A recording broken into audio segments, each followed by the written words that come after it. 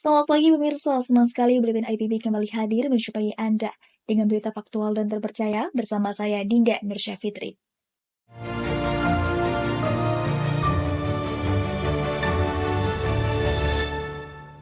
Berita utama saat ini, Senin 22 April merupakan sidang pembacaan putusan sengketa hasil pemilihan Presiden 2024 yang dilaksanakan di Mahkamah Konstitusi Jakarta Pusat. Sementara itu, Sabtu 27 April di Jakarta Selatan, Partai Keadilan Sejahtera atau PKS tengah menggelar acara halal bihalal di kantor pusatnya. Beralih ke berita selanjutnya, sebagai bentuk dukungan kepada Timnas Indonesia melawan Irak pada laga AFC Kamis 2 Mei 2024, Pemprov Kota Jakarta menggelar nobar di Monas, Jakarta Pusat. Berikut kami rangkum untuk Anda. Saat ini saya sedang berada di depan gedung Mahkamah Konstitusi Jakarta Pusat, di mana hari ini MK sedang menggelar pembacaan sidang putusan hasil sengketa Pilpres pada Senin 22 April 2024. Pembacaan hasil sidang dilaksanakan setelah MK menggelar serangkaian sidang meliputi pendengaran gugatan, pemeriksaan saksi dan ahli, hingga meminta keterangan dari 4 menteri. Dapat kita lihat situasi di sekitar gedung MK sebelum berlangsungnya sidang, di mana para paslon dan para awak media sudah berdatangan memenuhi gedung MK. Para petugas keamanan pun sudah sigap untuk menjaga keamanan di sekitar gedung MK, agar situasi tetap kondusif. Saat ini saya telah berada di dalam gedung Mahkamah Konstitusi untuk menunggu keputusan hasil sidang terkait Pilpres 2024. Amar putusan mengadili dalam eksepsi, menolak eksepsi termohon dan pihak terkait untuk seluruhnya. Dalam pokok permohonan, menolak permohonan pemohon untuk seluruhnya.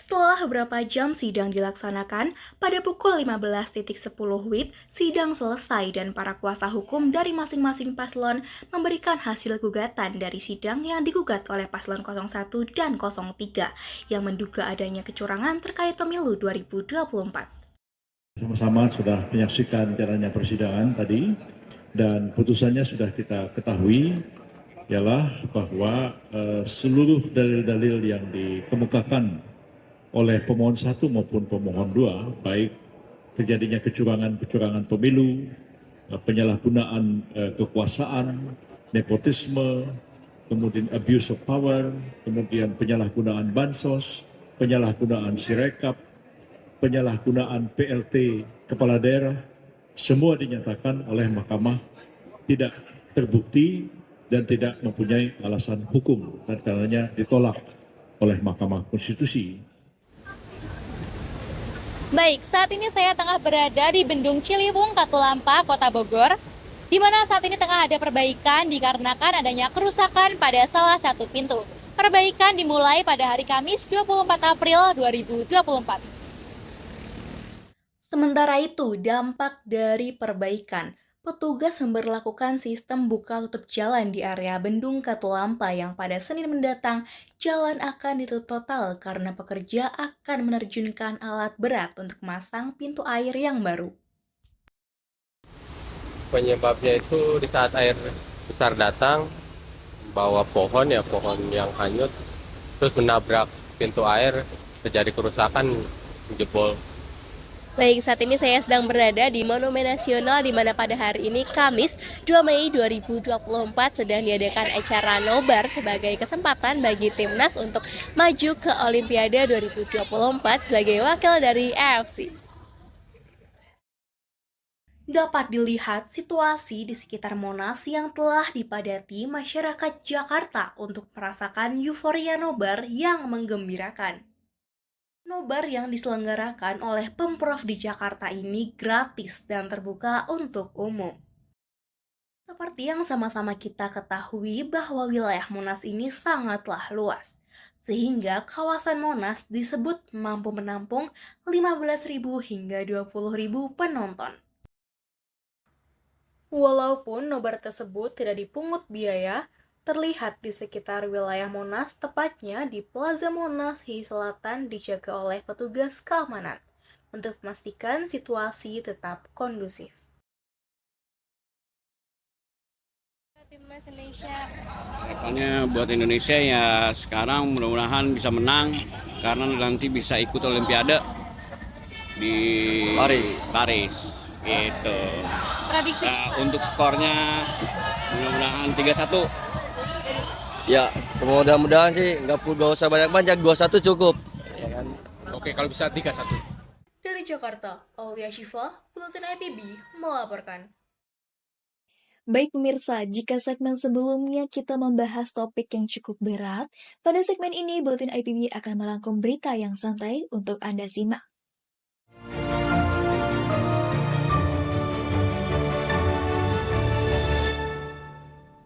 Indonesia merupakan negara yang terkenal akan kekayaannya, terbukti dengan adanya aneka ragam suku, salah satunya suku Betawi atau yang biasa dikenal sebagai penduduk asli kota Jakarta. Selain terkenal akan kekayaannya, Indonesia juga dikenal dengan kepadatannya. Namun, kini di tengah padatnya gedung-gedung pencakar langit dan hiruk-pikuk kota Jakarta, pertanian hidroponik menjadi solusi untuk memanfaatkan sisa lahan yang terbatas. Sementara itu, dari Kota Bogor terdapat rekomendasi tempat wisata bagi Anda yang ingin berwisata di luar ruangan dan memacu adrenalin. Berikut kami rangkum untuk Anda. Oke teman-teman, saat ini saya sedang berada di salah satu sanggar budaya Betawi yang terletak di Condet, Jakarta Timur. Suku Betawi merupakan suku yang kental dengan sejarah panjang perjuangan bangsa Indonesia, karena mayoritas suku Betawi melakukan perkawinan silang dengan orang-orang asing. Hasil akulturasi budaya ini terbukti dari bangunan rumah adat Betawi yang juga mengandung gaya arsitektur Eropa, Arab, dan juga Cina loh. Selain rumah adat, pakaian adat pengantin Betawi ternyata juga mengandung unsur Arab dan Tiongkok loh.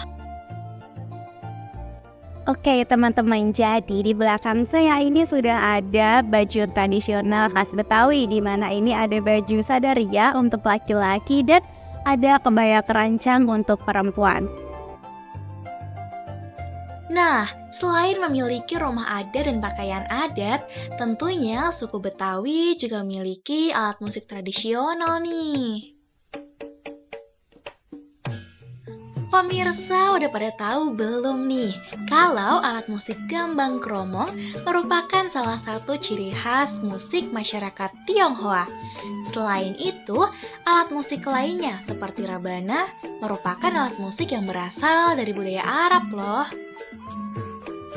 Salah satu musik sambrah Melayu yang ada di yang ada di Sanggar Betawi Firman Multako ini. Alatnya sederhana, sangat simpel, yaitu alat kayak semacam gitar, bass, biola, akordeon, alat perkusi. Jadi kita tuh duduk ngeriuk. Nah di situ ada Arab, ada dari unsur Arab, ada orang Cina dan ada Melayu. Dan ada orang pribumi ya di situ.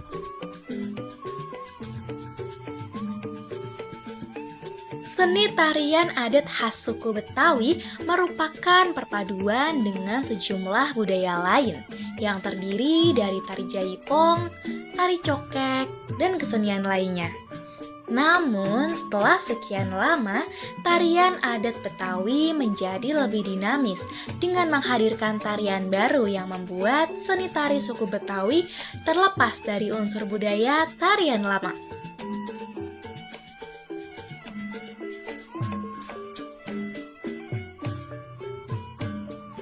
Oke teman-teman, jadi di samping saya ini ada ondel-ondel sebagai salah satu ikon dari budaya Betawi. Meskipun kebudayaan orang Betawi beraneka ragam, suku Betawi masih terjaga kelestariannya loh. Semoga berita ini dapat menjadi pembelajaran yang baik dalam pemahaman terkait suku Betawi, agar tidak ada penyalahgunaan yang disebarkan di masyarakat kita ya.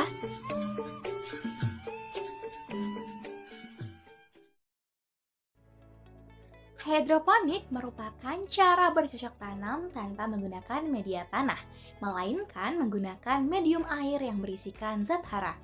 Salah satu sentra budidaya pertanian hidroponik ini ada di Bambu Apus, Kecamatan Cipayung, Kota Jakarta Timur. Jadi di sini tuh ada nggak cuma hanya tanaman kangkung aja. Kita ada budidayanya, ada pokcoy, Ya. ada choy ada bayam hijau, ada bayam merah. Untuk sementara yang kita tanam itu yang oriental aja gitu. Sebenarnya dari pihak customer ataupun user itu lebih mengutamakan yang oriental. Sayuran hidroponik memiliki perbedaan yang terletak di ketahanannya dibanding sayuran konvensional pada umumnya, di mana sayuran hidroponik dapat bertahan 2 hingga 3 hari, sedangkan sayuran konvensional akan layu setelah 1 jam panen dilakukan. Ketahanan sayuran hidroponik ini terletak pada media tanam dan nutrisi yang difokuskan kepada tanamannya, sehingga dapat bertahan walaupun dalam keadaan terpacking di dalam kemasan plastik.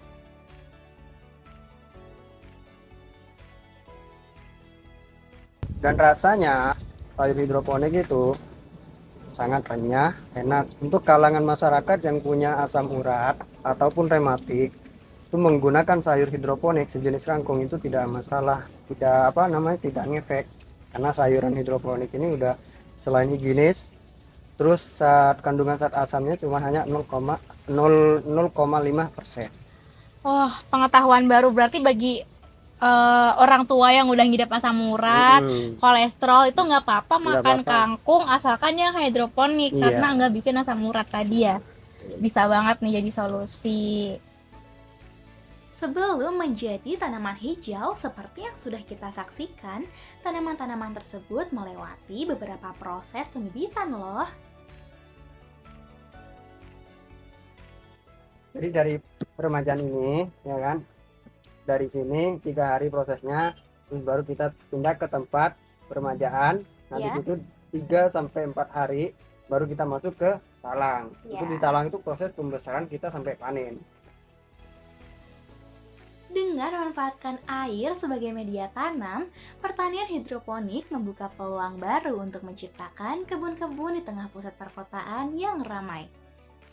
Inovasi ini tidak hanya menghasilkan pangan lokal yang lebih berkualitas, tetapi juga membawa harapan akan kota-kota yang lebih hijau dan berkelanjutan di masa depan. Dari Aulia Syifa, Bambu Apus, Jakarta Timur melaporkan.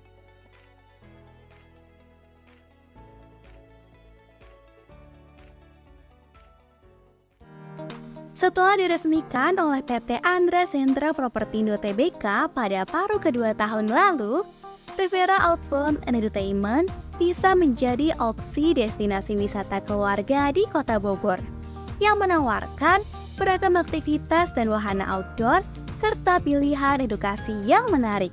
Dengan mengusung konsep yang unik, yaitu dengan menggabungkan rekreasi dan edukasi serta para pengunjung bisa bermain sambil belajar. Untuk menikmati wahana yang ada, khusus sampai akhir bulan Juni 2024, Riviera Outbound Entertainment menawarkan promo menarik loh. Untuk Riviera ini kita total untuk wahananya kita ada 16 wahana kurang lebih gitu. Untuk yang di Riviera ini kebetulan wahana favorit kita ada Flying Fox. Untuk perharinya kita di angka 500 sih kurang lebih itu. Baik, saat ini aku sedang menuju ke salah satu wahana terfavorit di Riviera. Yap, Flying Fox. Sebelum kamu menaiki wahana ini, kamu akan memakai perlengkapan safety yang pasti keamanannya terjamin 100%. Jadi, kamu nggak perlu khawatir lagi deh. Oke teman-teman, jadi kali ini aku mau naik salah satu wahana terfavorit di Riviera yaitu Flying Fox. Yuk ikutin terus!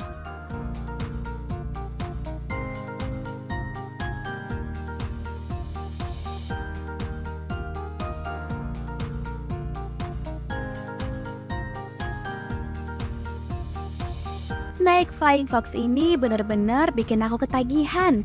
Cocok banget buat kalian yang pengen menguji adrenalin.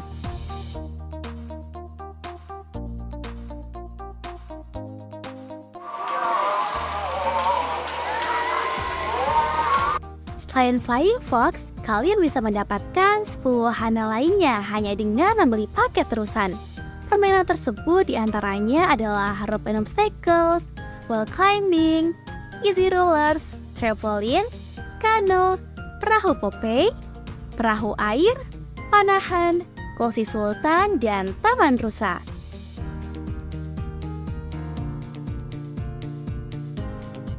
Karena kita jadi di Tangerang, terus Riviera juga ada di Bogor, jadi kita mau keluar dari kota Tangerang lah ya. Terus juga lihat dari sosmednya itu bagus, terus juga cocok buat anak-anak, ada outboundnya, terus ada flying fox. Jadi kayak kita mau nyari suasana baru aja sih Kak. Jadi terus ngelihat dari IG-nya juga di sini banyak wahananya. Sendiri sih ngelihat anak-anak tadi juga happy, juga bagus tempatnya, mbak-mbaknya juga lumayan ramah.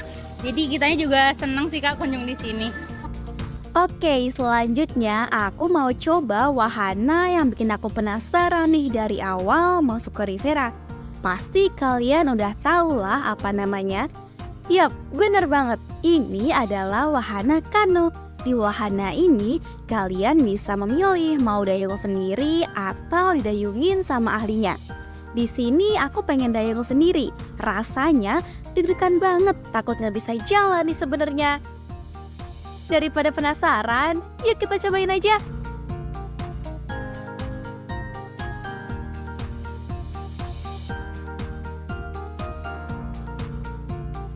Wah, ternyata berwisata di luar ruangan seperti outbound ini sangat menyenangkan sekaligus melelahkan ya. Mudah-mudahan bisa menjadi referensi untuk mengisi waktu saat weekend.